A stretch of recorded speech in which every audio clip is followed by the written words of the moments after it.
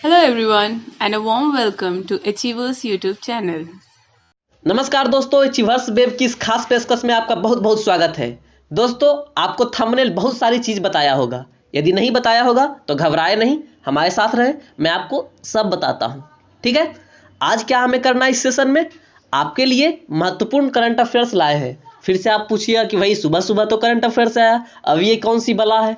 भाई ये बला नहीं है, यह करंट अफेयर्स है नवंबर माह में हुए महत्वपूर्ण प्रश्नों के संकलन का, मतलब मंथली करंट अफेयर्स है। जी हाँ, मंथली करंट अफेयर्स की वीडियो में एक बार फिर से आपका बहुत बहुत स्वागत है। दोस्तों, नवंबर माह में हमने बहुत सारी चीज़ों का अध्ययन किया था सुबह सुबह के करंट अफेयर्स में, लेकिन उसमें से जो अत्यंत महत्वपूर्ण प्रश्न है उसका संकलन किया गया है इस वीडियो में। ठीक है, तो आपसे उम्मीद करता हूं कि आप कहीं नहीं जाइएगा, हमारे साथ अंत तक बने रहिएगा।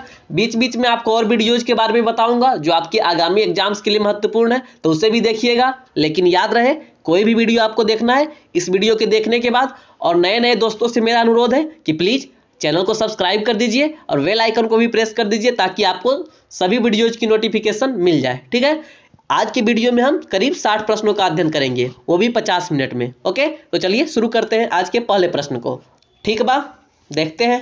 पहला प्रश्न है कि पब्लिक अफेयर्स इंडेक्स 2020 के अनुसार देश का कौन सा राज्य सबसे अच्छा है। देखिए, प्रश्न को बाइलिंगुअल रखा गया है ताकि सबके लिए आसानी हो। तो पब्लिक अफेयर्स इंडेक्स 2020 के अनुसार देश का सबसे अच्छा राज्य कौन है? केरल है। कौन है? केरल है। आपको पता होगा यदि आप रोज करंट अफेयर्स के वीडियो को फॉलो करते होंगे, और यदि नहीं फॉलो करते हैं तो बस ब्रीफली हमारे साथ जानते चलिए, आपके लिए बहुत ही फायदेमंद होगा। ठीक है, अब आप सोच रहे होंगे कि पब्लिक अफेयर्स इंडेक्स क्या है। तो जी हाँ, सरकार के साथ पब्लिक का कैसा रिलेशन रहा, इस पर एक सूचना जारी किया जाता है, इंडेक्स जारी किया जाता है, और उसमें इस बार केरल टॉप पर रहा है। ठीक है, केरल वैसे भी शिक्षित राज्य है तो टॉप पर तो रहेगा ही। ठीक है, अब अगले प्रश्न को हम लोग देखते हैं कि भारत के किस राज्य में पहला टायर पार्क बनाया जाएगा। यदि आप लोग रोजाना फॉलो कर रहे होंगे तो आपको पता होगा, ये सब प्रश्न चुटकी में हल कर रहे होंगे आप लोग। तो भारत के किस राज्य में पहला टायर पार्क बनाया जाएगा, ये बात आपको पता होनी चाहिए। पश्चिम बंगाल में। ठीक है, हमारा उत्तर हो जाएगा वेस्ट बंगाल। अगले साल वेस्ट बंगाल में चुनाव भी होने वाले हैं, इसलिए बहुत कुछ बदलने वाला है वेस्ट बंगाल में। आप लोग सब्र बनाए रखिए, और आप लोगों को मुबारक किस बात की कि आप लोग 2020 खत्म करने वाले हैं, दिसंबर के महीने में पहुंच चुके हैं। बस अब आपके लिए 20 दिन और बचा है, इसको जल्दी से जल्दी खत्म कीजिए, बस 2020 खत्म। ठीक है, अब देखते हैं 2021 में कौन सी चुनौती मिलती है। ओके, खैर छोड़िए, हम अगले प्रश्न को देखेंगे। अगला प्रश्न है कि प्रधानमंत्री नरेंद्र मोदी ने किस राज्य में सी प्लेन सेवा शुरू की है। तो अपने राज्य में, किसमें? गुजरात में। गुजरात के हैं ना मोदी जी, तो उसी राज्य में सी प्लेन सेवा शुरू की है। सबसे पहला जो इस सेवा का शुरुआत हुआ, यही इनॉग्रेट किए थे, यही सबसे पहले बैठ के घूम लिए कि देखते हैं कैसा है। यदि आप लोग न्यूज़ देखते होंगे तो मोदी जी को उड़ते हुए अवश्य देखे होंगे। ठीक है, अगले प्रश्न को हम लोग देखेंगे कि हाल ही में India international film festival of Boston IIFFB 2020 में लाइफ टाइम अचीवमेंट अवार्ड से किसे सम्मानित किया गया है। देखिए, इस बार सुशांत सिंह राजपूत की भी मृत्यु हुई, ऋषि कपूर की मृत्यु भी हुई, लेकिन इन्हीं दोनों को नहीं, ओम पुरी साहब को IIFFB में लाइफ टाइम अचीवमेंट अवार्ड से सम्मानित किया गया है। ठीक है, आप लोग याद रखिएगा, सुशांत सिंह राजपूत ऑप्शन आपको फंसाने के लिए दिया गया है, और 90% चांस है कि बहुत सारे लोग सुशांत सिंह राजपूत मार कराएंगे, लेकिन आपको नहीं करना है, आपको ओमपुरी मारना है। ठीक है, क्योंकि आप पढ़ चुके हैं हमारे साथ। और हाँ, यदि वीडियो अच्छा लग रहा है तो प्लीज़ वीडियो को लाइक कीजिए। ओके, और यदि कोई प्रश्न पूछा गया तो उसे कमेंट करके जवाब दीजिए। अगले प्रश्न को देखते हैं हम लोग। 5वां प्रश्न है कि प्रियंका राधा कृष्णन किस देश की पहली भारतीय मूल की मंत्री बनी है। देखिए, जो भारतीय लोग पहले से जाकर बस चुके विभिन्न देशों में, अब उनके बेटे बेटियां पोते पोतियां सत्ता में भी आने लगे हैं। ठीक है, तो न्यूजीलैंड में अभी हाल फिलहाल में प्रियंका राधा कृष्णन, जो कि जिनका ओरिजिन इंडिया है, वो उन्हें न्यूजीलैंड की सरकार में एक मंत्री का पद मिला है। यदि आप लोग चाहते हैं कुछ जवाब देना तो कमेंट करके बताइए कि इन्हें कौन सा पद मिला है। ठीक है, चलिए, और यदि मैं बताते चलूँ थोड़ा सा कि ब्रिटेन में भी इधर चुनाव हुआ था, 2-3 लोगों को, प्रीति पटेल, ये सब आपको याद होगा, ऋषि सुनक, ये सारे लोगों को क्या मिला था, कोई पद मिला था उनके मंत्रालय में। तो ये बहुत ही बढ़िया बात है हमारे लिए फायदेमंद भी होगा। चलिए, छठे प्रश्न को हम लोग देखेंगे कि संयुक्त राज्य शैक्षिक, वैज्ञानिक और सांस्कृतिक संगठन, मतलब यूनेस्को का फुल फॉर्म ये था, ने हाल ही में अपने बायोस्फीयर रिजर्व के विश्व नेटवर्क के तहत मध्य प्रदेश के किस राष्ट्रीय उद्यान को शामिल किया है। ठीक है, किसमें? यूनेस्को ने एक बायोस्फीयर रिजर्व के विश्व नेटवर्क है, इसके तहत मध्य प्रदेश के पन्ना राष्ट्रीय उद्यान को शामिल किया है। किसमें? यूनेस्को के बायोस्फीयर रिजर्व के विश्व नेटवर्क में। ओके, अब देखिए विश्व नेटवर्क में आने से ये फायदा होगा कि कोई भी पर्यटक, विदेशी पर्यटक, खासकर यदि मध्य प्रदेश आते हैं तो इसे भी देखने जाएंगे, जिससे रेवेन्यू में बढ़ोतरी होगी। ठीक है, तो आपको पता होनी चाहिए ये सारी बातें। अब हम अगले प्रश्न को देखेंगे। एक बात और मैं आपको बता दूं कि सब पहले इन चीजों को बायोस्फीयर रिजर्व के विश्व नेटवर्क में रखा जाता है, फिर बाद में कुछ दिनों बाद वर्ल्ड हेरिटेज साइट में डाला जाता है। ठीक है, तो आप लोग याद रखिएगा। अगले प्रश्न को हम लोग देखते हैं। अगला प्रश्न है, भारत की किस महिला पहलवान ने सिंगापुर में लगातार तीसरी बार मिक्स्ड मार्शल आर्ट चैंपियनशिप का खिताब जीता है? माफ कीजिएगा, मार्शल आर्ट्स चैंपियनशिप का खिताब जीता है। तो रितु फोगाट भारत की महिला पहलवान है, आप लोग जानते होंगे। देखिए फोगाट जो है ना टाइटल, इसके खून में ही पहलवानी है। ठीक है, गीता फोगाट, बबीता फोगाट, रितु फोगाट, ये सारी पहलवान है, भारत की एक नंबर की पहलवान है। बहुत सारे लोगों ने, किसी ने कॉमनवेल्थ गेम में तो किसी ने ओलंपिक में पदक जीते हैं। ठीक है, जो हमारे लिए बहुत ही गर्व की बात है। तो इसी कड़ी में आगे बढ़ते हुए रितु फोगाट ने क्या किया, जो सिंगापुर में होता है मिक्स्ड मार्शल आर्ट्स, इसके चैंपियनशिप को लगातार तीसरी बार जीता है। ठीक है, पहली दूसरी बार नहीं, एकदम हैट्रिक लगा दिए हैं। 8वें प्रश्न को हम लोग देखेंगे कि लोक सेवा आयोग की परीक्षाओं में ट्रांसजेंडर को शामिल करने वाला पहला राज्य कौन बना है? तो देखिए ये नॉर्थ ईस्ट का कोई राज्य है, इसलिए आपके लिए बहुत ही महत्वपूर्ण हो जाता है। और राज्य का नाम क्या है? असम है। जी हाँ, असम लोक सेवा आयोग, जो यूपीएससी होता है, ये तो सेंट्रल हो गया, मान लीजिए बीपीएससी हो गया या जेपीएससी हो गया, यूपीपीएससी हो गया, तो ये सारे जो स्टेट का होता है ना, स्टेट परीक्षा, स्टेट का लोक सेवा आयोग, उसमें ट्रांसजेंडर को शामिल करने वाला जो है असम पहला राज्य बना है। ठीक है, आप लोग ध्यान रखेंगे। अब यह 9वां प्रश्न बहुत ही महत्वपूर्ण है, खासकर बड़े परीक्षाओं के लिए। या मान लीजिए किसी दरोगा का परीक्षा है, दिल्ली के ये दरोगा का परीक्षा हो रहा है, चाहे सीजीएल का परीक्षा हो रहा है, यूपीपीएससी का हो रहा है, यूपीएससी में भी ये प्रश्न पूछा जाएगा, क्योंकि बहुत ही महत्वपूर्ण है। प्रश्न देखिए कि भारत और कनाडा के शोधकर्ताओं ने किस सभ्यता में डेयरी उत्पादन के साक्ष्य ढूंढे हैं? अभी तक नहीं मिला था, लेकिन अब मिला है कि सिंधु घाटी सभ्यता, जो कि हमारी बहुत ही महत्वपूर्ण सभ्यता है, बहुत ही प्राचीन सभ्यता है, इसी के बदौलत हम लोग फले फूले, तो इस सभ्यता में डेयरी उत्पादन के साक्ष्य मिले हैं। बाकी बहुत सारी चीज पहले मिल चुकी है। सिंधु घाटी सभ्यता पर आपको जल्द ही वीडियो मिलेगा। ठीक है, आप लोग टेंशन नहीं लीजिए, बस बहुत सारी वीडियोज हमारे चैनल पर अवेलेबल है, जाकर घूमिए। और आपकी परीक्षा के लिए बहुत ही इंपॉर्टेंट टॉपिक्स पर वीडियो बनाई गई है, या कहें कि हॉट टॉपिक्स पर वीडियो बनाया गया है। ठीक है, तो आप लोग ध्यान रखिएगा, देखिएगा उस सब वीडियो को भी, लेकिन इसके बाद। ओके, तो सिंधु घाटी सभ्यता में मेकअप का सामान पहले ही मिल चुका था, यदि आपको याद हो तो, याद ऐसे रह जाएगा, मैं थोड़ा सा बता देता हूँ। लिपस्टिक भी मिल चुका है सिंधु घाटी सभ्यता में, काजल भी मिल चुका है। अब एक और चीज क्या हुआ है कि डेयरी उत्पादन के साक्ष्य भी मिले हैं, कि उधर दूध का भी उत्पादन होता था। ठीक है, अब अगले प्रश्न को देखिए कि 9 नवंबर को रिलीज हुई पुस्तक pandemonium the great Indian banking tragedy. ठीक है, इंडियन बैंकिंग ट्रेजेडी पर एक किताब लिखी हुई है, किताब का नाम है पैंडेमोनियम। पैंडेमोनियम का हिंदी होता है कोलाहल। ठीक है, the great Indian banking tragedy, इसके लेखक कौन है? तो इसके लेखक कमल बंदोपाध्याय हैं। ठीक है, आप लोग याद रखिएगा। हाँ, एक बात और, एक ओटीटी पर रिलीज हुई वेब सीरीज है जो बहुत ही चर्चा में है, और इसके निर्देशक कौन है ये आपको कमेंट करके जवाब देना है, क्योंकि ये प्रश्न आगे आने वाले एग्जाम्स में जरूर पूछे जाएंगे। स्कैम 92, यदि आप लोग नाम सुने हो, बस मिलता जुलता ही है, ये भी पैंडेमोनियम में भी ट्रेजेडी का ही है, और ये भी एक स्कैम का ही है। ठीक है, तो स्कैम 92 एक वेब सीरीज है, हर्षद मेहता की कहानी उसमें बताई गई है। ठीक है, उसके निर्देशन किसने किए है? चलिए मैं थोड़ा सा हिंट देता हूँ, उसके जो निर्देशक है उसके भी टाइटल में मेहता ही लगा हुआ है। ठीक है, आप लोग कमेंट करके जवाब दीजिए कि स्कैम 92 के डायरेक्टर कौन है। ओके, अब इस पुस्तक भी महत्वपूर्ण है और वो वेब सीरीज भी महत्वपूर्ण है, दोनों मिलता जुलता था, इसलिए मैंने बता दिया आप लोगों को। ओके, अब 11वें प्रश्न को हम लोग देखेंगे कि निम्न में से कौन सा आर्द्र भूमि क्षेत्र भारत का 39वां आर्द्र भूमि क्षेत्र घोषित किया गया है, जो कि बिहार में स्थित है? देखिए आर्द्र भूमि क्षेत्र से प्रश्न पूछा जाता है, याद रखिएगा आप लोग। और ये भी पूछा जाता है, आर्द्र भूमि को यदि इंग्लिश में बोले तो वेटलैंड्स होता है ना। तो ये प्रश्न इस बार के सीजीएल में पूछा गया था कि वर्ल्ड वेटलैंड्स डे कब मनाया जाता है। तो आप लोगों को याद रखने की जरूरत है, क्योंकि ये सारी बातें पूछने जाने लगी है। ठीक है, तो कवरताल बिहार में एक ताल है जिसका नाम है कवरताल, इसे 39वां आर्द्र भूमि क्षेत्र घोषित किया गया है। अब यह आर्द्र भूमि क्षेत्र या रामसर साइट भी इसे बोल सकते हैं, ये क्या है, कैसे, इसे हम आगे जानेंगे, क्योंकि किसी और स्थान को भी शामिल किया गया था। ठीक है, आगे आने वाले प्रश्नों में उसको जानेंगे। तब तक के लिए हम अगले प्रश्न को देखेंगे कि हाल ही में किस राज्य के पूर्व मुख्यमंत्री सतीश प्रसाद सिंह का निधन हो गया है। तो बिहार के पूर्व मुख्यमंत्री थे, नाम है सतीश प्रसाद सिंह। इनका एक क्या विचित्र बात है कि ये बिहार में बहुत कम दिनों तक मुख्यमंत्री रहने का रिकॉर्ड बना है।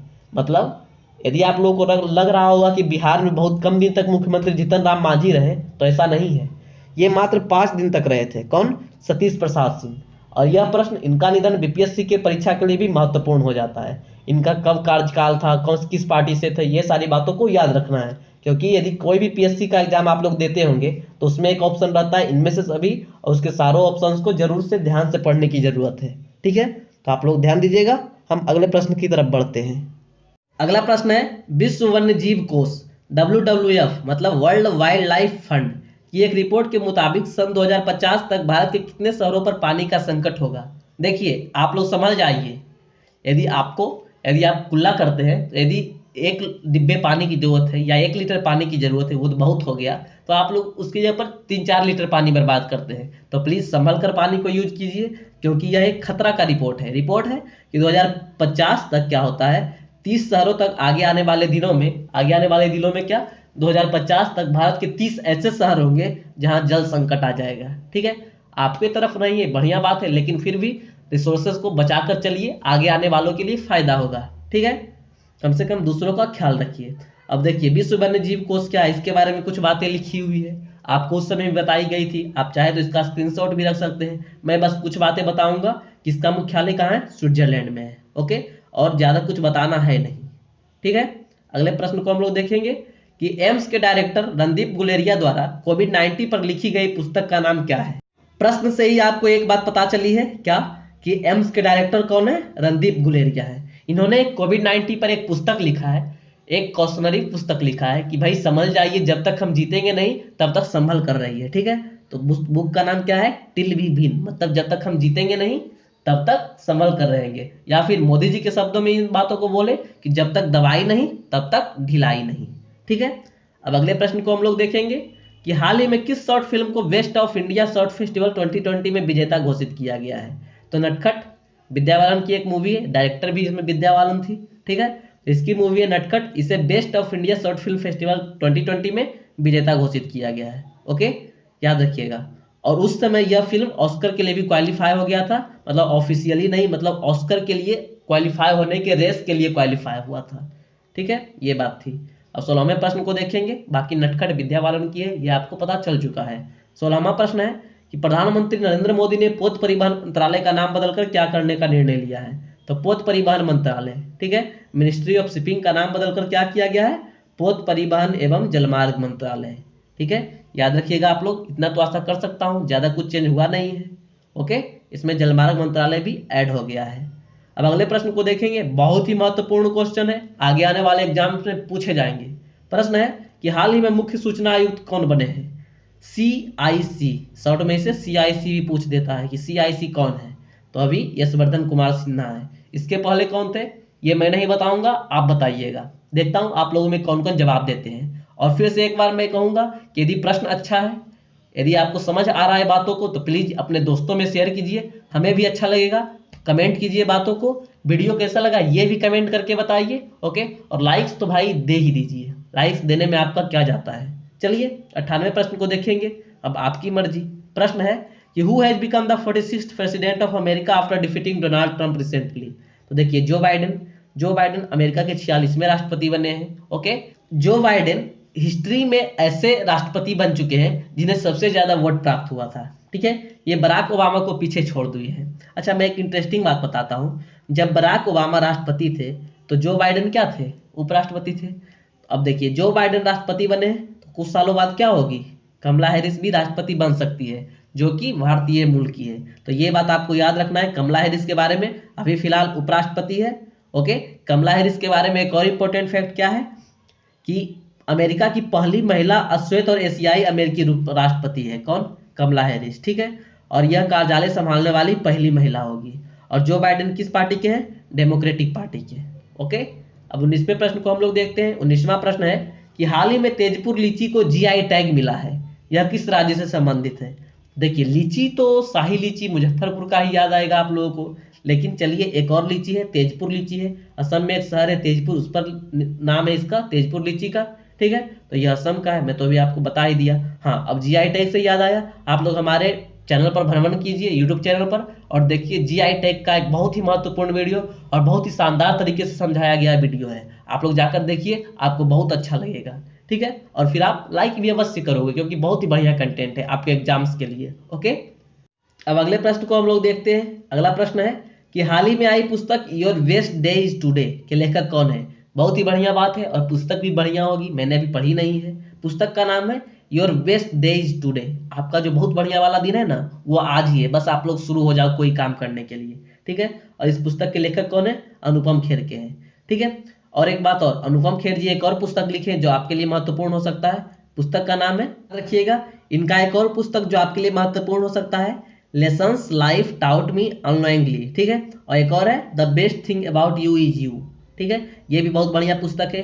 पुस्तक का तो नहीं पता, लेकिन इसका जो ऊपर का कवर वाक्य है ना, यदि आप मोटो बोल सकते हैं इस बुक का, जो है बहुत ही मस्त है, लाजवाब है। आप पढ़िए यदि आपको टाइम मिले तो। फिलहाल अभी इस वीडियो को देखिए। ओके, ठीक है, तो ये सारे पुस्तक के लेखक कौन है? अनुपम खेर जी, आप लोग याद रखिएगा। 21वें प्रश्न को हम लोग देखेंगे कि निम्न में से किस राज्य सरकार ने राष्ट्रीय जल पुरस्कार 2019 के तहत सर्वश्रेष्ठ राज्य में शीर्ष स्थान हासिल किया है। ठीक है, सर्वश्रेष्ठ राज्य श्रेणी में शीर्ष स्थान हासिल कौन किया है? तमिलनाडु। किस में मिला है, किस लिए इसको मिला है? तो राष्ट्रीय जल पुरस्कार मिला है इसको। ओके, तो राष्ट्रीय जल पुरस्कार 2019 में सर्वश्रेष्ठ राज्य का पुरस्कार किसे मिला है? तमिलनाडु को। आप लोगों को याद रखना है।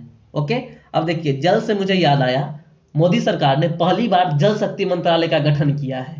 ठीक है, ये जो दूसरा कार्यकाल उनका चल रहा है, उसमें प्रधानमंत्री श्री नरेंद्र मोदी जी ने पहली बार जल शक्ति मंत्रालय का गठन किया है। और वह मंत्रालय किन्हें सौंपा गया है? तो गजेंद्र सिंह शेखावत को। आपको याद रखने की जरूरत है, इसी से मिलता जुलता था, मुझे याद आया इसलिए मैंने आपको बता दिया। अब आप उसे संभाल कर रखिए। ठीक है, अब अगले प्रश्न को हम लोग देखेंगे कि टोक्यो फिल्म फेस्टिवल में प्रदर्शित होने वाली भारत की एकमात्र फिल्म कौन है। तो टोक्यो फिल्म फेस्टिवल में प्रदर्शित होने वाली भारत की एकमात्र फिल्म है कारखानी साची बारी। एक मराठी फिल्म है। अब कैसी फिल्म है ये आप लोग देखिए, तब आपको पता चलेगी।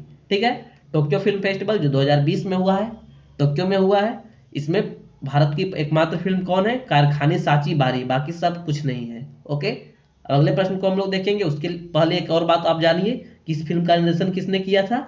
मंगेश जोशी ने किया था। ओके, अब अगले प्रश्न को हम लोग देखते हैं। अगला प्रश्न है कि हाल ही में किस टीम ने महिला T20 चैलेंज 2020 का खिताब पहली बार जीता है। तो पहली बार ट्रेल ब्लेजर्स ने। ठीक है, क्या जीता है? महिला T20 चैलेंज 2020। आईपीएल के बीच में इसे करवाया जाता है, 3 या 4 टीम खेलती है। ठीक है, और 3 या 4 दिनों में यह टूर्नामेंट खत्म हो जाता है। ओके, तो पहली बार ट्रेल ब्लेजर्स ने इसका खिताब जीता है। ओके, अब तो आपके लिए खुशखबरी है, आपके लिए नहीं, जो क्रिकेट प्रेमी है उनके लिए, कि क्रिकेट शुरू हो गया है, वो भी दर्शकों के साथ हुआ है। और हमने ओडीआई सीरीज भले गवा दी, लेकिन T20 सीरीज को बहुत ही जोरों से जीता है। ओके, अब देखिए, ट्रेल ब्लेजर्स कैप्टन कौन है? स्मृति मंधना जी है। और रनर अप कौन रहा? इसका सुपरनोवाज रहा। ओके, अब अगले प्रश्न को हम लोग देखते हैं कि हाल ही में किस साहित्यकार को Tata literature life time achievement award for 2020 से सम्मानित किया गया है या प्रदान किया गया है। तो रस्किन बॉन्ड को।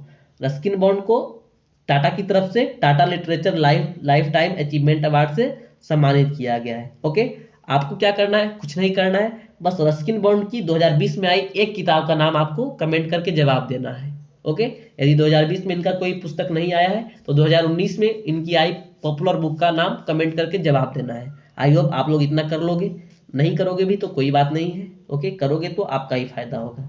ठीक है, अगले प्रश्न को हम लोग देखते हैं। अगला प्रश्न है कि गांधी के बारे में मेरी समझ, महात्मा गांधी पर एक चित्रमयी एंथोलॉजी किस देश की राष्ट्रपति द्वारा जारी किया गया है। देखिए, यह प्रश्न भी आगे आने वाले एग्जाम्स के लिए बहुत ही महत्वपूर्ण है। आप लोगों को याद रखना है कि महात्मा गांधी पर एक चित्रमयी एंथोलॉजी लॉन्च किया है किसने? नेपाल की सरकार ने। मैंने आपको कई बार बताया है कि भारत और नेपाल में रोटी बेटी का रिश्ता है। ओके, ठीक है, आप लोग याद रखिएगा, और ज्यादा कुछ इसमें बताने की बात है नहीं, बस याद रखना है कि गांधी जी पर एक चित्रमयी एंथोलॉजी लॉन्च की गई है किसके द्वारा? नेपाल की सरकार के द्वारा। ठीक है, अगले प्रश्न को हम लोग देखेंगे। अच्छा, उसके पहले एक और थोड़ा सी छोटी सी बात कि नेपाल के भी राष्ट्रपति कौन है? विद्या देवी भंडारी जी है, और इन्हीं के द्वारा यह जारी किया गया था। ओके, अब अगले प्रश्न को हम लोग देखते हैं कि राष्ट्रीय शिक्षा दिवस नेशनल एजुकेशन डे किस दिन मनाया जाता है। शिक्षक दिवस और शिक्षा दिवस में अंतर है। शिक्षक दिवस कब मनाया जाता है? 5 सितंबर को। वर्ल्ड शिक्षक दिवस कब मनाया जाता है? 5 अक्टूबर को। लेकिन नेशनल एजुकेशन डे कब मनाया जाता है? 11 नवंबर को। आप लोग याद रखिएगा, बहुत ही महत्वपूर्ण है आपके लिए। यह प्रश्न बार बार पूछे जाते हैं एग्जाम्स में, और आगे आने वाले एग्जाम्स में भी 1000 बार पूछे जाएंगे। ओके, किस लिए मनाया जाता है? तो स्वतंत्रता सेनानी एवं भारत के प्रथम शिक्षा मंत्री मौलाना अबुल कलाम आजाद की जयंती के अवसर पर। ओके, अब देखिए, मानव संसाधन विकास मंत्रालय ने, जिसका नाम बदलकर शिक्षा मंत्रालय कर दिया गया है, 2008 में मौलाना अबुल कलाम की आजाद की जयंती को राष्ट्रीय शिक्षा दिवस के रूप में मनाए जाने की घोषणा की थी। ठीक है, अब अगले प्रश्न को हम लोग देखते हैं। 27वां प्रश्न है कि हारून इंडिया द्वारा जारी एक रिपोर्ट के अनुसार कौन देश के सबसे बड़े दानवीर हैं जिसने इतना रुपया दान दिया है? ठीक है, तो हारून इंडिया एक रिपोर्ट जारी करती है प्रतिवर्ष कि देश के सबसे बड़े दानवीर कौन है। और ये बात आपको भी पता होगी कि इस देश के सबसे बड़े दानवीर कौन है। पता नहीं है? नहीं बताए तो कोई बात नहीं, अजीम प्रेम जी हैं। और ऐसे कौन है? टाटा के हैं, है ना, आपको पता होगा। जब रतन जी टाटा, वो भी बहुत बड़े दानवीर हैं। और अजीम प्रेम जी भी इस बार बहुत बड़े दानवीर घोषित किए गए हैं, जिन्होंने 7,904 करोड़ रुपया क्या किया? दान में दे दिया। ओके, याद रखिएगा आप लोग। अब अगले प्रश्न को हम लोग देखते हैं, 28वें प्रश्न को, कि हाल ही में किस टीम ने IPL 2020 का खिताब जीता है? 5वीं बार जीता है। तो चलिए, ये तो कंफर्म आप लोगों को याद होगा। जी हाँ, 5वीं बार मुंबई इंडियंस ने। अब मुंबई इंडियंस ने क्या किया है? रिकॉर्ड तोड़ दिया है। किसका? ये एक बार छोड़कर एक बार ईयर में जीतते थे, अल्टरनेटिव ईयर में जीतते थे, लेकिन 2 बार सक्सेसफुली ट्रॉफी डिफेंड करने वाले कौन बने हैं? मुंबई इंडियंस दूसरे टीम बनी है। पहली टीम कौन थी? चेन्नई सुपर किंग्स थी। जी हाँ, यही 2 टीम तो सुपरहिट है, एक मुंबई इंडियंस और एक चेन्नई सुपर किंग्स। ठीक है, मुंबई इंडियंस का मैच किससे था फाइनल में? आप लोग को याद हो तो? जी हाँ, दिल्ली कैपिटल्स से था। और फाइनल के मैन ऑफ द मैच किन्हें मिला? ये बात आप कमेंट करके जवाब देना है। देना है? ठीक है, जवाब दीजिएगा।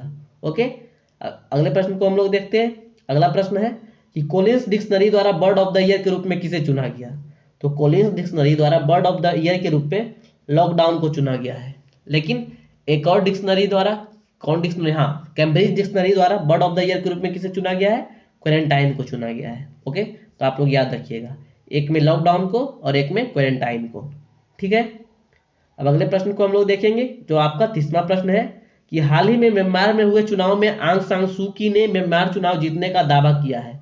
दावा क्या किया है? इनकी पार्टी चुनाव जीत भी चुकी है, बस आपसे पार्टी का नाम पूछा गया है। तो इनका पार्टी का नाम है national league of democracy. Okay, national league of democracy, याद रखिएगा। किनका पार्टी है? आंग सान सू की पार्टी है। और आंग सान सू की म्यांमार की आज़ादी में एक बहुत बड़ी भूमिका निभाई थी, ये बात आपको पता होनी चाहिए। इन पर मूवी भी बहुत आ चुकी है, आप चाहे तो देख सकते हैं, हॉलीवुड की मूवीज है। अब अगले प्रश्न को हम लोग देखेंगे। अगला प्रश्न है आपके लिए कि हाल ही में किस देश के प्रिंस खलीफा बिन सलमान अल खलीफा का 84 वर्ष की उम्र में निधन हो गया है? नाम इनका फिर से सुन लीजिए, प्रिंस खलीफा बिन सलमान अल खलीफा। ये बहरीन के थे, इनका 84 साल की उम्र में निधन हो गया है। चलिए, इनकी उम्र भी हो चुकी थी, आपके लिए महत्वपूर्ण है, इसलिए आपके लिए दिया गया यह प्रश्न। देखिए, नवंबर के महीने में दीपावली मनाई गई, बहुत सारे राज्यों में छठ मनाई गई। तो उससे संबंधित एक प्रश्न है कि केंद्रीय कपड़ा मंत्रालय ने दिवाली के मौके पर भारतीय हस्तकला को बढ़ावा देने के लिए कौन सा अभियान शुरू किया है? कपड़ा मंत्रालय के अभी नेता कौन है? आपको पता होना चाहिए, स्मृति ईरानी। बहुत खूब, आपको पता है। तो इन्होंने लोकल फॉर दिवाली नामक एक ट्रेंड चलाया था, एक अभियान शुरू किया था, ताकि लोग दिवाली में खादी कपड़े या लोकल कपड़े खरीद सके। ओके, और भारतीय हस्तकला को इससे बढ़ावा मिलेगा, बढ़ावा मिला भी। ओके, अब 33वें प्रश्न को देखेंगे। उसमें ज्यादा कुछ बातें बताने को थी नहीं, आपको प्रश्न साफ साफ समझ में आ रहा होगा। अब अगला प्रश्न है कि हाल ही में भारत के किस शहर में भारत का पहला चंदन का संग्रहालय स्थापित किया गया है? बहुत सारी बात भारत में हर एक साल पहली बार होती है।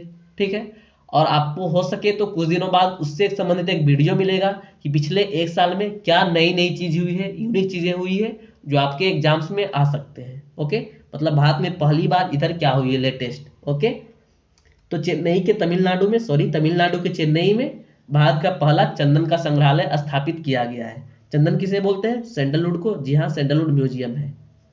आगे हो सके तो इसी वीडियो में आपको कुछ और नए नए चीज पढ़ने को मिल जाए जो भारत में पहली बार हुए हैं। ठीक है, अब अगले प्रश्न को हम लोग देखेंगे कि आई एम नो मसीहा किस महान पुरुष की आत्मकथा है? देखिए, ग्रेट मैन, महान पुरुष, बहुत महान हो चुके हैं लॉकडाउन में। कौन? सोनू सूद जी। जी हाँ, इन्हीं का आत्मकथा है कि मैं मसीहा नहीं हूं, आई एम नो मसीहा। लॉकडाउन में सभी के जुबान पर सोनू सूद जरूर थे। प्रॉब्लम कोई भी हो, उसका सॉल्यूशन सोनू सूद। प्रॉब्लम का सॉल्यूशन, सॉल्यूशन का एक और साइनोनिम होने लगा था क्या, सोनू सूद। ठीक है, यदि बात अच्छी लगी हो दोस्तों तो लाइक जरूर कीजिएगा। ओके, और यह बुक जो है किसके द्वारा कोऑथर किया गया है, मीना अय्यर के द्वारा। ओके, पुस्तक का नाम आप लोग याद रखिएगा, आई एम नो मसीहा। ओके, आई एम नो मैसिहा किसके द्वारा लिखा गया है, सोनू सूद और मीना अय्यर के द्वारा। फिर एक पुस्तक है कि हाल ही में आई पुस्तक अ प्रॉमिस्ड लैंड के लेखक कौन है।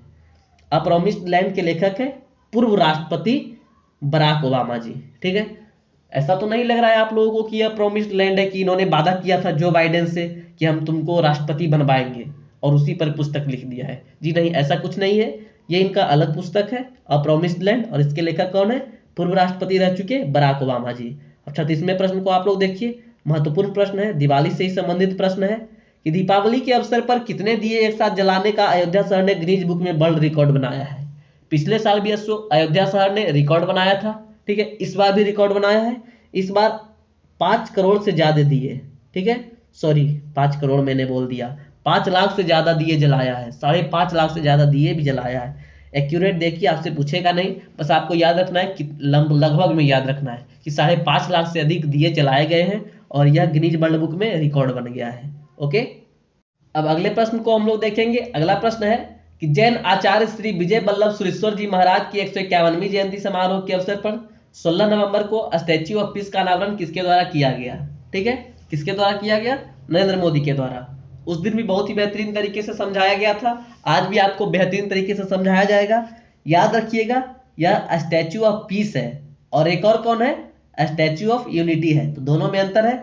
स्टैच्यू ऑफ पीस इनके लिए श्री विजय वल्लभ सुरेश्वर जी महाराज जो कि एक जैन आचार्य हैं, और स्टैच्यू ऑफ यूनिटी हमारे एक भारत अखंड भारत के स्वप्नदर्शी किनके लिए, जी हाँ, वल्लभ भाई पटेल के लिए। आप लोगों को बहुत ही बेहतरीन तरीके से याद है, बधाई हो आप लोगों को। और एक और अंतर है ये दोनों में कि ये जो है स्टैच्यू ऑफ पीस इसे राजस्थान में स्थापित किया गया है, जबकि स्टैच्यू ऑफ यूनिटी को गुजरात में स्थापित किया गया है। ओके, तो दोनों में समानता नहीं है, दोनों भिन्न भिन्न है, आप लोग याद रखिएगा। देखिए, फिर से रामसर साइट आया, ठीक है, वही वेटलैंड्स वाला। यह भी हाल ही में महाराष्ट्र की लोनार झील और यूपी की कौन सी झील रामसर स्थलों में शामिल हुई है, तो महाराष्ट्र की लोनार झील और यूपी की कीथम झील। ठीक है, इसे सुर सरोवर झील भी बोलते हैं, ये दोनों रामसर स्थल में शामिल हुई है। अब देखिए रामसर के बारे में, दुनिया के आर्द्र भूमि स्थलों के सुरक्षा के लिए रामसर ईरान में रामसर कन्वेंशन पर 2 फरवरी 1971 को हस्ताक्षर किए गए थे, और यही 2 फरवरी को ही वर्ल्ड वेटलैंड्स डे मनाया जाता है। ओके, तो 2 फरवरी 1971 को हस्ताक्षर किए गए थे। यह स्थानीय और राष्ट्रीय कार्यों और सहयोग के माध्यम से सभी आर्द्र भूमि के संरक्षण और बुद्धिमान उपयोग के लिए रूपरेखा प्रदान करता है।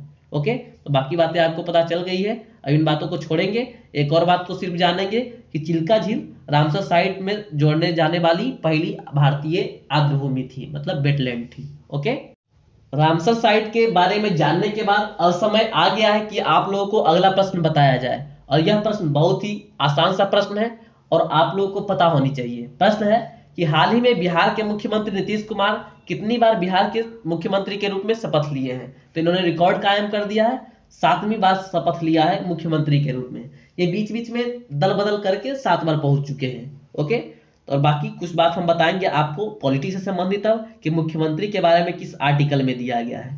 तो मुख्यमंत्री के बारे में अनुच्छेद 164 में लिखा गया है। ठीक है, मुख्यमंत्री बनने की क्या योग्यता है, ये सारी बातें आपको बताई गई है। और उप मुख्यमंत्री, ये भी पहली बार हुआ है बिहार में कि कोई महिला उप मुख्यमंत्री बनी है और 2 को उप मुख्यमंत्री बना है। ठीक है, एक तारकिशोर प्रसाद उप मुख्यमंत्री बने हैं और एक रेणु देवी पहली बार महिला उप मुख्यमंत्री बनी है बिहार में, और पहली बार एक ही बार अभी तक महिला मुख्यमंत्री भी बनी है बिहार में। कौन, जी हाँ, राबड़ी देवी, आप लोग को याद है। ठीक है, अब अगले प्रश्न को हम लोग देखेंगे। उसके पहले किन किन लोगों को बिहार में कौन सा मंत्रालय मिला है, इसके लिए एक वीडियो लाया गया है।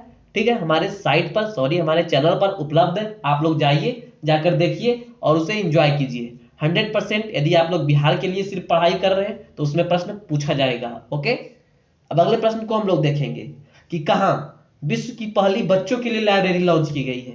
यह चिल्ड्रन, बच्चों के लिए लाइब्रेरी है, बड़ों के लिए नहीं। तो पहली बार कोलकाता में बच्चों के लिए लाइब्रेरी लॉन्च की गई है। ठीक है, और यह जो लाइब्रेरी है ना, कोलकाता में फेमस है क्या, ट्राम। जी हाँ, तो यह लाइब्रेरी ट्राम में ही है। ओके, मतलब एक घुमंत लाइब्रेरी है, चलंत लाइब्रेरी भी आप लोग इसे बोल सकते हैं।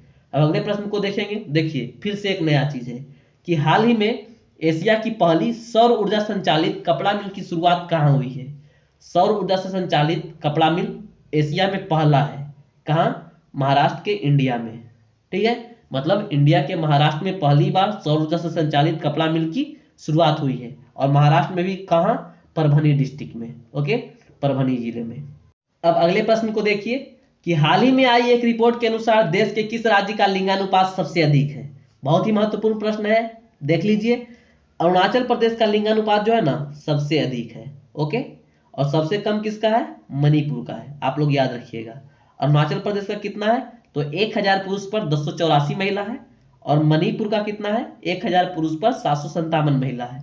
और सेक्स रेशियो क्या होता है ये आपको पता होनी चाहिए। लिंगानुपात क्या होता है कि 1000 पुरुष पर कितनी महिला आती है, ये होता है लिंगानुपात। ओके, तो मान लीजिए यदि आपके राज्य में 1000 पुरुष पर 900 महिला आती है तो आपके राज्य का लिंगानुपात 1000 रेशियो 900 होगा। ओके, याद रखिएगा। अगले प्रश्न को हम लोग देखेंगे। हाल ही में how to be a writer किताब किसने लिखी है? देखिए रस्किन बॉन्ड साहब, इनका नाम फिर से आ गया। रस्किन बॉन्ड को अभी टाटा की तरफ से कोई अवार्ड मिला था। मैंने उस समय आपको बोला था कि एक पुस्तक का नाम कमेंट करके जवाब दीजिए, लेकिन अब वह पुस्तक ये नहीं होना चाहिए। ठीक है, how to be a writer नामक पुस्तक भी रस्किन बॉन्ड ने लिखी है। आपको जो कमेंट करना है वो इस पुस्तक से अलग होनी चाहिए उसका नाम। ओके, अब ज्यादा कुछ इसमें बताना है नहीं। अब अगले प्रश्न को हम लोग देखेंगे। वर्ष 2020 का बुकर पुरस्कार किसे दिया गया है? तो बुकर पुरस्कार यूके द्वारा दिया जाता है। और इस वर्ष का पुरस्कार सुगी बैन बुक के लिए डगलस स्टुअर्ट को मिला है। सॉरी, ऑप्शन गलत लिखा हुआ है यहाँ पर। ठीक है, उनका नाम है डगलस स्टुअर्ट, याद रखिएगा आप लोग। उनको मिला है किस बुक के लिए? बुक का नाम है सुगी बैन। ओके, और उनका नाम है डगलस स्टुअर्ट। ओके, आप लोग याद रखिएगा। यदि नहीं याद रखिएगा तो कोई बात नहीं, स्क्रीनशॉट ले लीजिए, मैंने लिख डाला है। ओके, डगलस स्टुअर्ट को मिला है सुगी बैन बुक के लिए। ठीक है, अब अगले प्रश्न को देखेंगे कि आईसीसी द्वारा जारी एक नए नियम के अनुसार अंतरराष्ट्रीय क्रिकेट मैच खेलने के लिए न्यूनतम उम्र क्या होनी चाहिए? तो आईसीसी द्वारा जारी एक नियम के अनुसार यदि आपकी उम्र कम से कम 15 वर्ष होगी तभी आप एक इंटरनेशनल मैच खेल सकते हो, या फिर वो अंडर 19 का ही हो क्यों ना। ठीक है, 15 वर्ष से कम आपकी उम्र होनी नहीं चाहिए। ठीक है, बहुत बढ़िया बात है। बच्चे लोग जाएंगे, छोटी लोग आ जाएंगे, और इसमें खतरा भी रहता है। हालांकि खतरा बहुत कम रहता है, लेकिन यदि आप लोग स्कैम 92 देखे होंगे तो उसमें एक बहुत ही बेहतरीन डायलॉग है कि रिस्क है तो इश्क है। ठीक है, याद रखिएगा आप लोग इस डायलॉग को, नहीं इस प्रश्न को। ओके, यदि आपकी उम्र 15 साल होगी कम से कम तभी आप लोग इंटरनेशनल मैच खेल सकते हो क्रिकेट में। ठीक है, और देखिए आईसीसी से मुझे याद आया, अभी आईसीसी ने हाल ही में T20 की रैंकिंग जारी की थी ना। इसमें डेविड मलान पहले ऐसे खिलाड़ी बन गए हैं जिन्होंने T20 में 900 रेटिंग का आंकड़ा पार किया है। अभी तक कोई ऐसा नहीं कर पाया था, तो इसलिए यह भी आपके लिए महत्वपूर्ण होने वाला है और मुझे विश्वास है कि यह भी आपको याद रहेगा। और इस प्रश्न का चर्चा इधर हाल फिलहाल में करंट अफेयर्स की वीडियो में किया गया था, इसलिए आपसे फिर से उम्मीद करता हूं कि आप लोग करंट अफेयर्स की वीडियोज को फॉलो जरूर कीजिएगा। अब अगले प्रश्न को हम लोग देखेंगे कि बर्मिंघम में होने वाले कॉमनवेल्थ गेम्स में कौन सा खेल का आयोजन पहला बार होगा? तो जो 2022 में कॉमनवेल्थ गेम्स होगा बर्मिंघम में, तो वहां पर पहला बार वुमेन्स क्रिकेट को शामिल किया गया है। ठीक है, और एक बात और, आगे आने वाले जो ओलंपिक्स होंगे उसमें पहली बार ब्रेक डांस को शामिल किया गया है। ठीक है, गेम के रूप में ब्रेक डांस को। ओके, और डांस कैटेगरी से किसी को ओलंपिक में शामिल किया जाने वाला यह पहला डांस है। ओके, ब्रेक डांस आप लोग याद रखिएगा। ठीक है, अब अगले प्रश्न को हम लोग देखेंगे कि निम्न में से किस देश को 2023 में होने वाली G20 देशों की बैठक की अध्यक्षता प्रदान की गई है? जब भारत इसकी अध्यक्षता करेगा तभी आपसे प्रश्न पूछा जाएगा और वो आपके लिए महत्वपूर्ण रहेगा। ओके, तो भारत इसकी अध्यक्षता करेगा कब? 2023 में G20 देशों की बैठक की अध्यक्षता कौन करेगा? भारत। ठीक है, और कुछ जानिए इसके पहले कौन कौन करेगा? अभी तो हाल फिलहाल में सऊदी अरब किया। ठीक है, 2021 में इटली करेगा, 22 में इंडोनेशिया करेगा और 23 में भारत करेगा। तो इस वर्ष का 2020 का सऊदी अरब भी आपको याद रखना है। ठीक है, 20 का सऊदी अरब और 23 में भारत। ओके, याद रखिएगा आप। आपका अगला प्रश्न है कि अमेरिका के निर्वाचित राष्ट्रपति जो बाइडन ने अपनी पत्नी जिल बाइडन के लिए निम्न में से किस भारतीय मूल की महिला को नीति निदेशक नियुक्त किया है? किसे नियुक्त किया गया है? माला अडिगा को। क्या? जिल बाइडेन किसकी पत्नी है? जो बाइडेन की पत्नी है, उसकी नीति निदेशक के रूप में। ठीक है, और यह भारतीय मूल की है, इसलिए यह प्रश्न आपके लिए महत्वपूर्ण है। भारतीय मूल के जितने भी लोग जिधर भी मंत्री में हैं या फिर सर्विस में हैं, ओके, या फिर बड़े बड़े संस्थान के सीईओ हैं, ये सारे लोग आपके लिए बहुत ही महत्वपूर्ण होंगे। और यदि उनमें से कोई महिला हो तो वो तो और अत्यंत महत्वपूर्ण है। ठीक है, तो कौन सी बात महत्वपूर्ण होती है, कौन सी नहीं, ये बात आपको जाननी जरूरी है। इसे समझकर आगे बढ़िए। ओके, अब अगले प्रश्न को हम लोग देखेंगे कि 1 मिलियन ट्विटर फॉलोअर वाला पहला केंद्रीय बैंक कौन बन गया है। तो कौन हो सकता है? आरबीआई हो सकता है। बहुत ही करेक्ट आप लोगों ने गेस किया है। तो आरबीआई ऐसा पहला बैंक बन गया है जिसके ट्विटर पर 1 मिलियन फॉलोअर हो गए हैं। ठीक है, और 1 मिलियन का मतलब क्या होता है? जी हाँ, 10 लाख। ओके, देखिए हम लोगों का कब 1 मिलियन पहुंचता है। आई होप यदि आप लोगों का साथ रहा तो बहुत जल्द पहुंचेंगे हम लोग। ओके, मंजिल दूर है लेकिन हमें भागना नहीं है, हमें बस कर्म करते रहना है। बाकी मैं भी अपना कर्म करता हूं, आप भी अपना कर्म करिए। ओके, हम 50वें प्रश्न को देखेंगे कि हाल ही में भारत का पहला मास गार्डन का शुभारंभ कहाँ किया गया है। ये भी देखिए भारत में पहला है। तो पहली बार नैनीताल उत्तराखंड में मास गार्डन का शुभारंभ किया गया है। ओके, मास गार्डन क्या है या मास क्या है? तो मास जो है ब्राओफाइटा वर्ग का अपुष्पक पौधा है, मतलब इसमें फूल नहीं होते हैं। ठीक है, आम भाषा में इसे हरिता कहते हैं। ओके, यह ज्यादा लंबा नहीं होता है, 1 से 10 सेंटीमीटर इतना लंबा होता है। ओके, बिना जड़ का पौधा है और नम जगहों पर समूहों में उगता है। ओके, यदि आप लोग फोटो देखिए गूगल मैप पर जाके, गूगल पर जाके फोटो सर्च कीजिए इस म्यूजियम का, इस गार्डन का, तो आप देखिएगा मांस से एक डायनासोर जैसी आकृति बनाई गई है। ओके, आप लोग देखिएगा बहुत सुंदर लगता है देखने में। अब अगले प्रश्न को हम लोग देखेंगे कि मत्स्य दिवस के अवसर पर मंत्रालय की ओर से बेस्ट समुद्री राज्य का पुरस्कार किसे दिया गया है। तो बेस्ट समुद्री राज्य का पुरस्कार मिला है ओडिशा को। और एक बात और, बेस्ट इनलैंड राज्य का, मतलब जिधर समुद्र नहीं है, अंतरराज्यीय राज्य का पुरस्कार किसे मिला है? तो उत्तर प्रदेश को मिला है। ठीक है, याद रखिएगा। और ज्यादा कुछ में बताना है नहीं, बस एक बात और कि ministry of fisheries, animal husbandry and dairying कौन है? गिरिराज सिंह है। गिरिराज सिंह अपने बेबाक अंदाज के लिए प्रसिद्ध है। ओके, इतनी बातें को पता चला आपको इस प्रश्न के माध्यम से। अब अगले प्रश्न को हम लोग देखेंगे कि हाल ही में कोरोना वायरस के कारण किस राज्य के पूर्व मुख्यमंत्री श्री तरुण गोगोई जी का निधन हो गया है। तो तरुण गोगोई जी असम के सीएम रह चुके थे, बहुत ही बेहतरीन, बहुत ही फेमस नेता थे। यदि आप लोगों को पता हो, इन्होंने 3 बार लगातार सेवा किया है असम का, 2021 से 2015 के बीच। ठीक है, 3 टर्म में लगातार। ओके, अब अगले प्रश्न को हम लोग देखेंगे कि कोरोना वायरस के कारण भारत द्वारा कराया जाने वाला एकमात्र अंतरराष्ट्रीय चेरी ब्लॉसम फेस्टिवल को रद्द कर दिया गया है। यह प्रत्येक वर्ष किस राज्य में मनाया जाता है? कोरोना वायरस के कारण बहुत सारी काम अच्छे हुए हैं, बहुत सारी बातें खराब भी हो गई है। तो इसी में एक खराब बात हुई कि एकमात्र अंतरराष्ट्रीय चेरी ब्लॉसम फेस्टिवल जो कि हर एक वर्ष सिक्किम में मनाया जाता है, इसे रद्द कर दिया गया है। ठीक है, सॉरी, सिक्किम में नहीं, मेघालय में मनाया जाता है। मेरा उत्तर गलत हो गया, मेघालय में मनाया जाता है। आप लोगों को याद रखने की जरूरत है, याद रखिएगा। ओके, अब देखिए कुछ चेरी ब्लॉसम के बारे में बात जानेंगे कि चेरी ब्लॉसम त्योहार जो है मिशिगन का एक राष्ट्रीय त्योहार है। भारत दुनिया में चेरी का 26वां सबसे बड़ा उत्पादक है। ठीक है, अगले प्रश्न को हम लोग देखेंगे कि रक्षा मंत्री राजनाथ सिंह ने 2 पुस्तकों द रिपब्लिकन एथिक वॉल्यूम 3 और लोकतंत्र के स्वर का अनावरण किया है। यह किताब किसके भाषण का संग्रह है? ठीक है, 2 पुस्तक में इनके भाषण का संग्रह किया गया है। किनके? रामनाथ कोविंद के भाषण का। ठीक है, राष्ट्रपति जो हमारे, उनके भाषण का संग्रह है द रिपब्लिकन एथिक वॉल्यूम 3 और लोकतंत्र के स्वर में।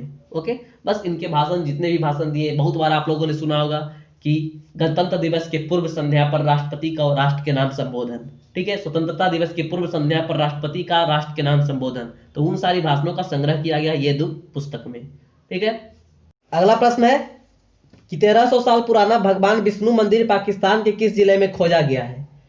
अभी पाकिस्तान एक मुस्लिम राष्ट्र है, लेकिन पहले हम लोग सिंधु घाटी सभ्यता में थे। और सिंधु घाटी सभ्यता में आपको यदि याद होगा तो स्वास्तिक का चिन्ह मिला है। ठीक है, तो 1300 साल पुराना भगवान विष्णु का मंदिर भी मिला है। कहाँ? पाकिस्तान के स्वात जिले में। आप लोग को याद रखने की जरूरत है, आप लोग याद रखिएगा। ठीक है, डिस्ट्रिक्ट का नाम बहुत ही महत्वपूर्ण है, याद रखना है आपको, याद रखिएगा। ठीक है, अगले प्रश्न को देखेंगे हम लोग कि किस श्रृंखला ने 48वें अंतरराष्ट्रीय एम्मीज में सर्वश्रेष्ठ ड्रामा सीरीज का पुरस्कार जीता है? सर्वश्रेष्ठ ड्रामा सीरीज का पुरस्कार 48वें अंतरराष्ट्रीय एमी अवार्ड में। ओके, किसने जीता है? किसने जीता है? दिल्ली क्राइम ने जीता है। ठीक है, दिल्ली क्राइम जो 2012 में गैंग रेप हुआ था, बहुत ही शर्मनाक था जो मानव जाति के लिए, तो उसमें उस पर एक कहानी बनी, शॉर्ट फिल्म बनी, शॉर्ट फिल्म क्या एक सीरीज बनी जिसका नाम था दिल्ली क्राइम, मैंने नाम तो बताया, और इसे सर्वश्रेष्ठ ड्रामा सीरीज का पुरस्कार मिला है एमी अवार्ड में। ओके, ठीक है। अब अगले प्रश्न को हम लोग देखते हैं। अगला प्रश्न है 57वां प्रश्न, कि निम्नलिखित में से किसे ICC player of the decade award के लिए नामित किया गया है? तो देखिए, विराट कोहली को नामित किया गया है, किसके साथ? रविचंद्र अश्विन के साथ, ठीक है। इन दोनों को इंडिया की ओर से ICC player of the decade award के लिए नामित किया गया है। बाकी भारत की ओर से एमएस धोनी, विराट कोहली, रोहित शर्मा को ICC one day player of the year के लिए नॉमिनेट किया गया है, और एमएस धोनी को spirit player of the award के लिए भी नॉमिनेट किया गया है, ठीक है। ईयर नहीं, सॉरी, डिकेड अवार्ड के लिए। ओके, याद रखिएगा आप लोग। अब अगले प्रश्न को देखेंगे कि एक गंभीर तक चक्रवाती तूफान चक्रवात निवार 25 नवंबर को किस राज्य और केंद्र शासित प्रदेश से के तटों से पार होने की उम्मीद है? चूंकि उस समय का प्रश्न था इसलिए यह प्रश्न में उम्मीद थी, लेकिन अब यह चक्रवात पार हो चुका है। 150 किलोमीटर की स्पीड से हवाएं चली है, ठीक है। कहां कहां? तमिलनाडु और पुडुचेरी में। और हाल फिलहाल में चक्रवात निवार के बाद एक और चक्रवात आया है। कौन सा चक्रवात है? आप लोगों को कमेंट करके जवाब देना है। ओके, आप लोग कमेंट करके जवाब दीजिए। हम अगले पुरस्कार की ओर चलेंगे या अगले प्रश्न की ओर चलेंगे। अगला प्रश्न है कि सर्वश्रेष्ठ अभिनेता के लिए अंतरराष्ट्रीय एमी पुरस्कार किसने जीता? तो सर्वश्रेष्ठ अभिनेता के लिए बिली बैरट ने अंतरराष्ट्रीय एमी पुरस्कार जीता है रिस्पॉन्सिबल चाइल्ड फिल्म के लिए, ठीक है। एक बात और आपको ध्यान रखनी है कि इंडियन एक्टर अर्जुन माथुर को एक प्राइम वीडियो, मतलब अमेजॉन प्राइम पर एक वीडियो आया था, एक फिल्म आया था जिसका नाम था मेड इन हेवन। उसमें जो इन्होंने अभिनय किया था उसके लिए भी इस अवार्ड के लिए नॉमिनेट किया गया, लेकिन इन्हें नहीं मिला। किन्हें मिल गया? बिली बैरट को। ओके, याद रखिएगा आप लोग। अब अगले प्रश्न को हम लोग देखेंगे कि कानून दिवस और संविधान दिवस कब मनाया जाता है? तो प्रत्येक वर्ष कब? 26 नवंबर को संविधान दिवस और कानून दिवस मनाया जाने लगा। कब से? 2015 से। ओके, याद रखिएगा। यह क्यों मनाया जाता है 26 नवंबर को ही? क्योंकि इसी दिन संविधान अंशतः लागू हुआ था, लेकिन पूर्णतः कब लागू हुआ था संविधान? तो 26 जनवरी 1950 को। आई थिंक यह प्रश्न आप इतनी बार सुन चुके हैं, इस प्रश्न का डिस्कशन उत्तर इतनी बार आप सुन चुके हैं कि आपके दिमाग में यह प्रश्न पैठ बना लिया होगा, पक्का 100% मैं श्योर हूं। ओके, अब अगले प्रश्न को हम लोग देखेंगे कि किसको बिहार विधानसभा का स्पीकर चुना गया है? तो विजय कुमार सिन्हा को बिहार विधानसभा का स्पीकर चुना गया है। और प्रोटेम स्पीकर किन्हें चुना गया था? किन्हें? श्री जीतन राम मांझी जी को। ओके, याद रखिएगा आप लोग। जल्दी जल्दी कर रहा हूं, क्यों? क्योंकि ये सारे प्रश्न में कुछ दम ही नहीं है, कुछ बताने की बात नहीं है, लेकिन प्रश्न बहुत ही महत्वपूर्ण है। ओके, समझाने की दृष्टिकोण से प्रश्न में दम नहीं है, ठीक है। अगले प्रश्न को हम लोग देखेंगे कि महिलाओं के खिलाफ हिंसा के उन्मूलन के लिए अंतर्राष्ट्रीय दिवस कब मनाया जाता है? तो प्रत्येक वर्ष 25 नवंबर को महिलाओं के खिलाफ हिंसा के उन्मूलन के लिए अंतर्राष्ट्रीय दिवस मनाया जाता है। ओके, अब अगले प्रश्न को हम लोग देखेंगे। बहुत ही महत्वपूर्ण प्रश्न है कि अंतर्राष्ट्रीय क्रिकेट परिषद आईसीसी के नए स्वतंत्र अध्यक्ष के रूप में किसे नियुक्त किया गया है? तो ग्रेग बैकले कहाँ के हैं? न्यूजीलैंड के हैं। कंफर्म? जी हाँ, कंफर्म। तो न्यूजीलैंड के ग्रेग बैकले को अंतर्राष्ट्रीय क्रिकेट परिषद का नया अध्यक्ष नियुक्त किया गया है। अच्छा, आप एक प्रश्न आपके दिमाग में चल रहा होगा क्या कि स्वतंत्र अध्यक्ष का मतलब क्या होता है? इसके पहले जो भी अध्यक्ष थे वो स्वतंत्र नहीं थे, मतलब उन्हें और कोई विभाग का अतिरिक्त प्रभार मिला हुआ था, लेकिन जब इन्हें चुना गया तो अब यह एक स्वतंत्र अध्यक्ष बन गए हैं। तो ये बात समझ जाइएगा, ये पॉइंट को, तो आपको कोई दिक्कत नहीं होगा। ओके, और इनके पहले कौन थे? शशांक मनोहर थे, जो कि 2020 में पहले ही, कोरोना के पहले ही हट गए थे। ओके, अब अगले प्रश्न को हम लोग देखेंगे कि किस कैबिनेट ने राज्य में जबरन धार्मिक धर्मांतरण के खिलाफ अध्यादेश पारित किया गया है?